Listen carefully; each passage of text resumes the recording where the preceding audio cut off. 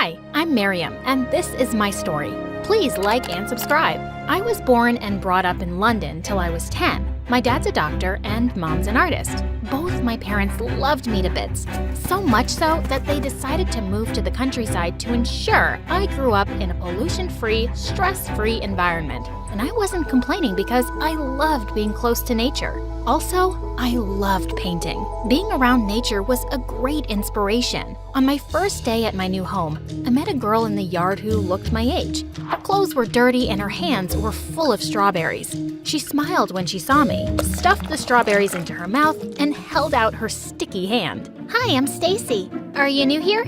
Yeah, we only just moved today. Do you see these horses? They're all mine. This one's Stella, he's James, this tiny one's Marco, and that brown one over there, he's Philip. Wow, aren't you scared of them? What? No, they're my friends. I'll show you. Actually, those horses were all ours, and Stacy was lying through her teeth. But I decided to play along. Stacy took out an apple from her pocket and went straight to the tiny horse.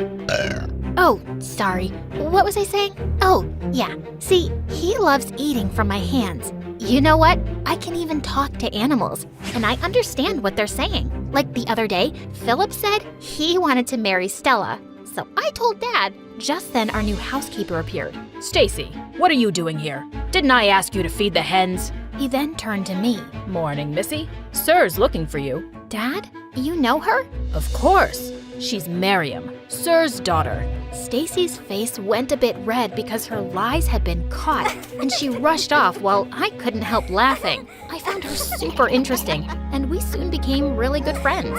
We even went to the same school. I'd always been a bright student while Stacy sucked at studies, and she wore clothes that were very ungirly. Baggy pants and loose t-shirts, that's what made her the butt of jokes in school. A girl named Jennifer was particularly mean to her. One day, she stopped Stacy in the school corridor. You're the daughter of Miriam's housekeeper, right? So technically, you're her servant. I was not going to let anyone bully my BFF, not under my watch. We're closer than sisters, and she's my best friend. But what would you know? You don't have any. I guess it would be better to have no friends than to have one that looks like her. This made me so angry that I slapped Jennifer, and we broke into a huge fight. Stacy also jumped in, and by the time we got separated by teachers, Jennifer's hair looked like she'd gotten an electric shock. The three of us ended up in detention together, where Stacy went on her lying spree once again. You know, Miriam, when I was 5, I got lost in the woods for 4 days. I met an old woman there who taught me how to cast spells. I almost burst out laughing seeing the horrified look on Jennifer's face. When my dad found me, I was floating in the air. He almost died of a heart attack. Then when I came home, I cast a laughing spell on him, and he couldn't stop laughing for days. People thought he'd gone mad. Do you remember that spell? No, but I remember one that will make a person dance nonstop for days. Jennifer sat as still as a mouse after that, and we rushed out the second detention was over. We both laughed so hard, and we knew we'd made an enemy in school. That evening, I asked Mom if we could buy Stacy some new clothes. She immediately agreed, and we all went shopping. We got Stacy some nice dresses that made her look so nice and different. On our way back, Stacy couldn't stop thanking Mom. She told me although she had a few of her mom's dresses, she didn't wear them because she didn't want to get them dirty. Do you miss her a lot? Sometimes. I keep myself busy so that I don't miss her too much.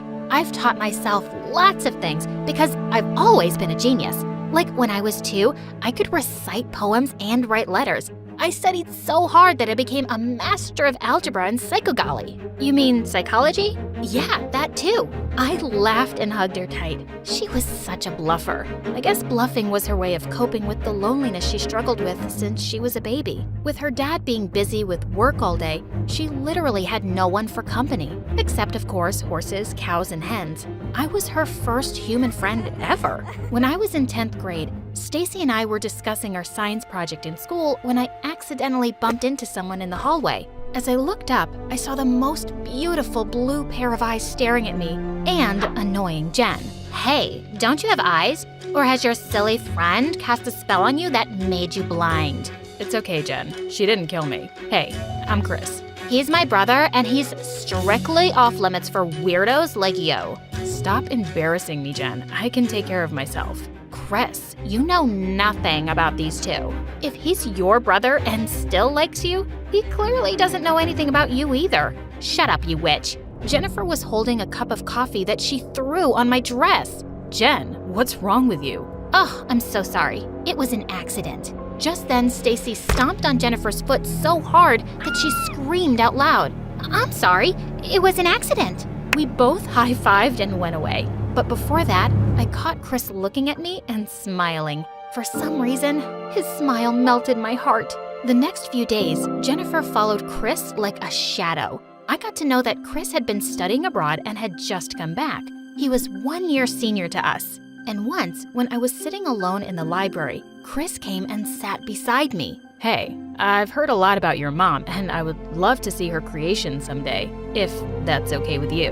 Gosh, I just couldn't stop looking into those big blue eyes. Snap out of it, idiot. Of course. You can come home and I'll show you her paintings. But won't Jennifer be mad? Don't worry about her. I don't know why she's acting so strange lately. She sometimes forgets that I'm the elder sibling, not her. When I told Stacy that Chris was coming home, she wasn't too thrilled because he was Jennifer's brother. She already knew I had a huge crush on him. That evening, I told Mom that my friend would come over to see her work, and she readily agreed. When Chris finally came, Mom greeted him warmly. But all of a sudden, Chris started shouting, Ma'am, I'm a big fan of your art.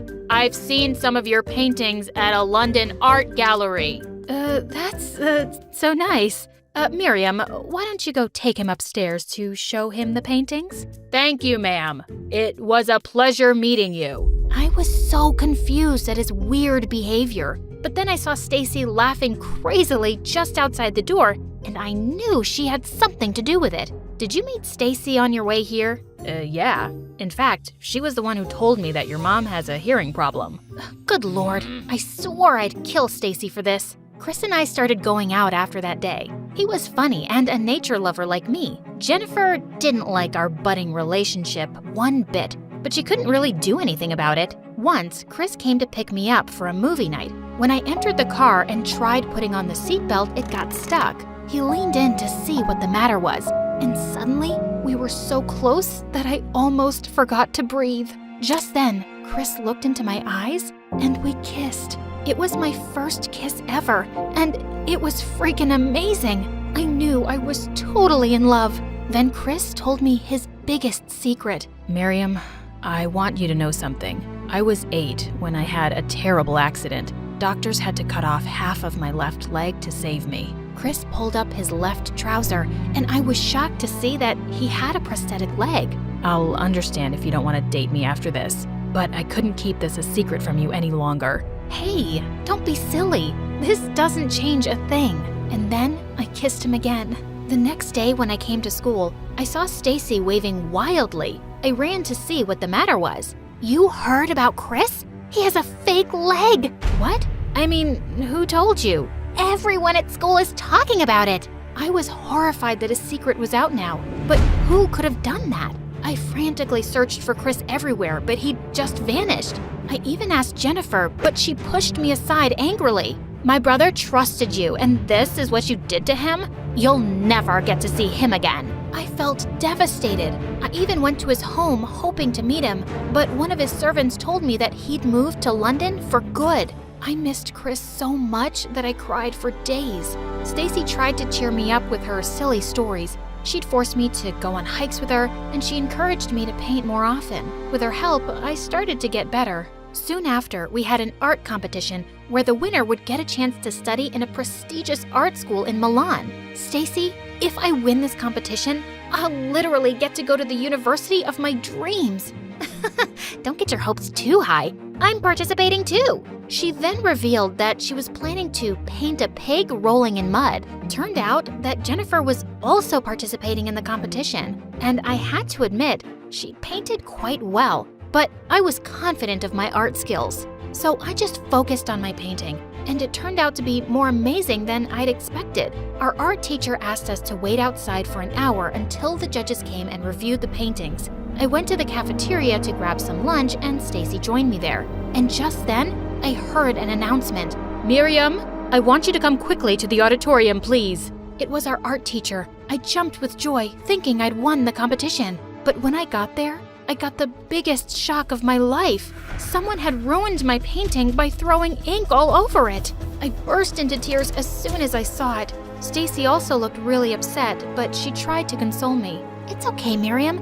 There's always next time. You can participate in the competition next year. Who do you think could have done that? I worked so hard for this day. Miriam, I'm so sorry for what happened, but don't worry. We're looking into the CCTV footage and we'll know very soon who did it. And sure enough, we found out the culprit, and it was Stacy. I couldn't believe it, but the proof was right there in front of my eyes. Stacy deliberately spilling ink on my painting. Stacy, why? Why would you do that? You knew how important this competition was to me. How could you?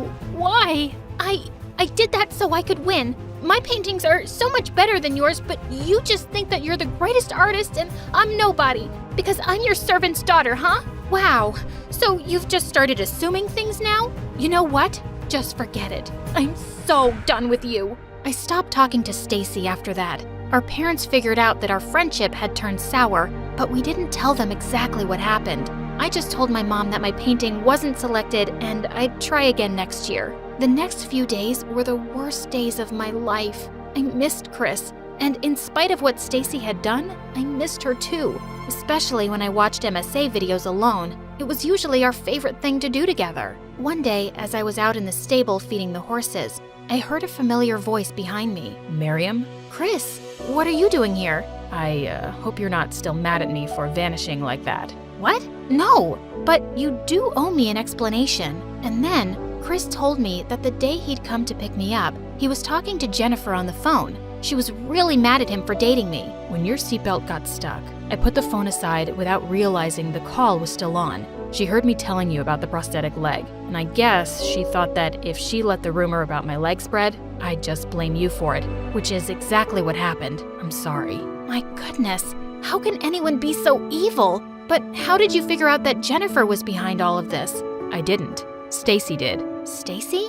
Yeah, she sent me a recording of Jen's confession. I think you need to go talk to her. I'll wait here. A recording? What had Stacy been up to? I hugged Chris quickly and went looking for Stacy. I found her sitting under a tree. Stacy, I need to talk to you. Yeah? About what?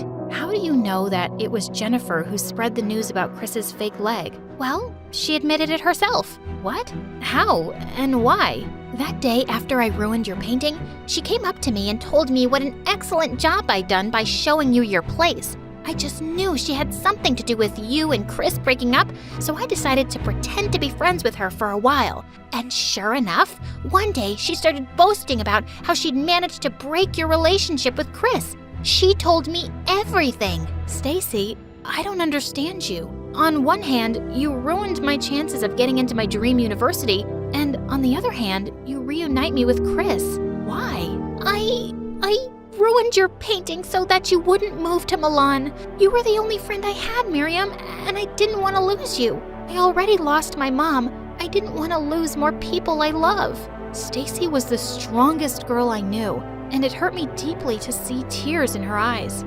You weirdo. You could have just said that and I wouldn't have even participated in the competition. In fact, I decided right then that even if I won, I wouldn't move to Milan. City life is just not for me. I'm happy here with my horses, cows, and my wacko best friend. I hugged Stacy as we both cried, and Chris smilingly looked on.